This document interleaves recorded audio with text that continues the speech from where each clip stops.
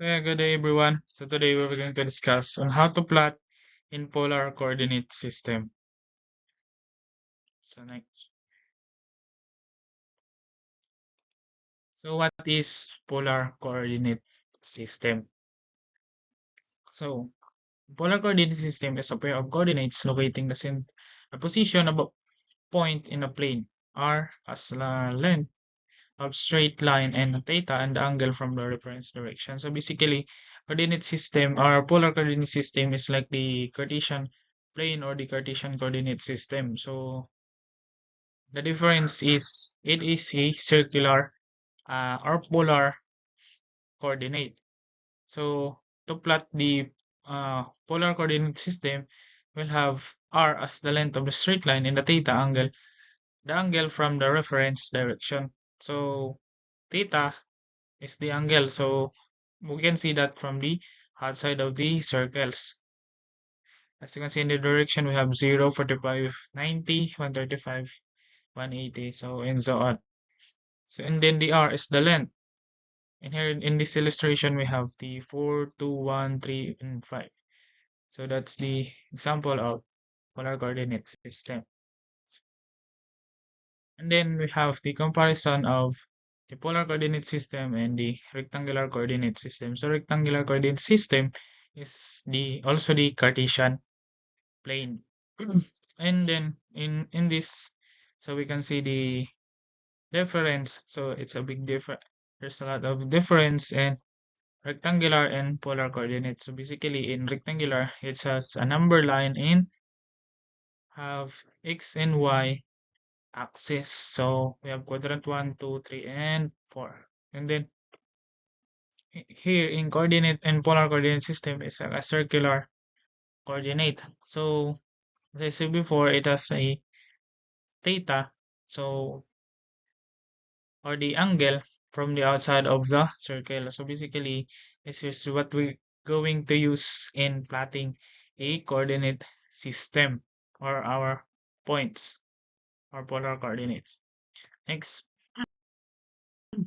So now what are the parts of polar coordinate system? So we have the center or the origin is what we call the pole. So pole is from located at the 0 or the r, comma, theta. So in Cartesian plane, it is the origin or the 0, comma 0. Next, the other part is the other part or this arrow represents the radius. So the radius is the number of circles emitting outwards from the origin. So basically, and this radius is the last to look for plotting a coordinate. So next, we have the polar axis or the starting point in uh, locating the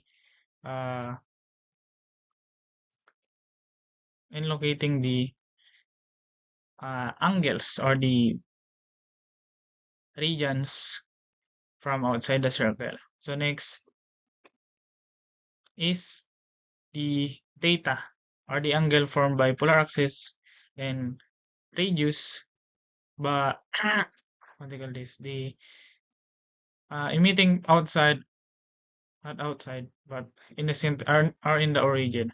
So next, so that's what we call the So next slide. So polar coordinates. So we know that the coordinates of Cartesian plane is x and y. So in here, in polar coordinates is the r, comma, theta, where r is the radius and the theta is the angle. So the angle can be used or can be, what do you call this, can be written in region form or in a degree form.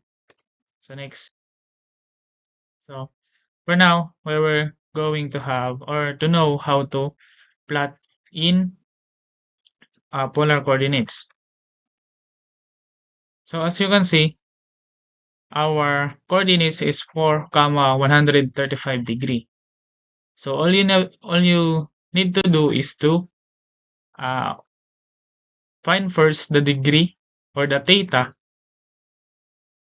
from the polar axis, or you can see the polar axis located at the positive x polar axis. So from here, we're going to locate the 135, which was here in this area in the red dot, and then we're going to count the radius emitting outside from the outside of the origin.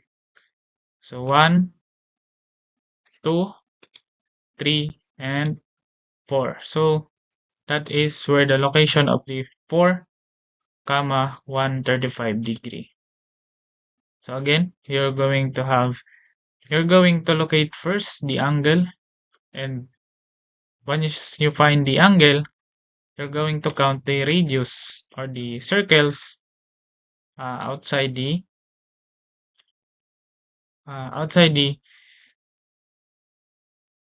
pole. Okay, outside the pole.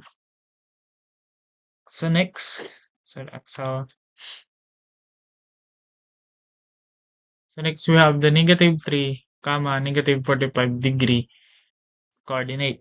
So basically, you're going to do is to find or to locate the 45 degree. But then there is a rule that if an angle or the theta is in a negative sign, all we have to do is to um, move the angle from clockwise. So this is what it look like. So basically the rules is if it is a positive, you can go counterclockwise, and if it is negative, you can move the angle counterclockwise. So this is what will look like of a 45-degree angle. So as you can see, it moved clockwise from the uh, y stellar axis, or yung ating ix stellar axis. So instead of going up or going counterclockwise, it goes clockwise. So basically, since it's negative, so it is going to be 30 and 40. And now, all we have to do is to count the radius. Since it is negative, first we need to count the radius is 1, 2, and 3. So it is the answer if it is a positive. Since it is a negative sign or -3, we were going to use the opposite of these three radius. Since it's relative, you're going to get the opposite of this coordinate. So we have 1, 2, and 3. So basically that is the uh, plot of the -3, -45 degree. So I hope you get that. So next.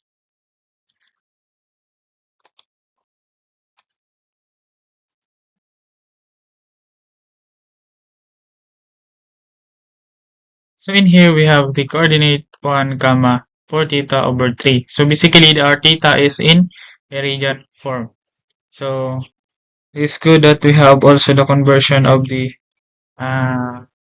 degrees into radian form. So basically you can do multiplication, or to convert the degree into radian form is to multiply the degree into pi over 180 degree. So you can get the uh, same answer in here.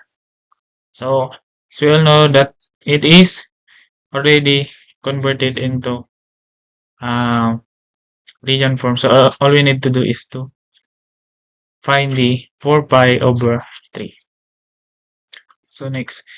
So all we know, we know that the 4 pi over 3 is located here, or the 240 degree. So yeah, we find the 4 pi over 3 here, and then the radius is count from the circle using the number line. So we have that as the coordinate for 1 over 4 pi over 3. So 1 pi 4 pi over 3.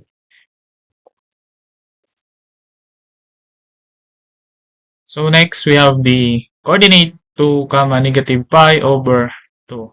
As I said before, you need to locate the uh, angle first or the theta first before plotting the radius. So we have negative pi over 2. So it is in a negative sign. So all we have to do is to move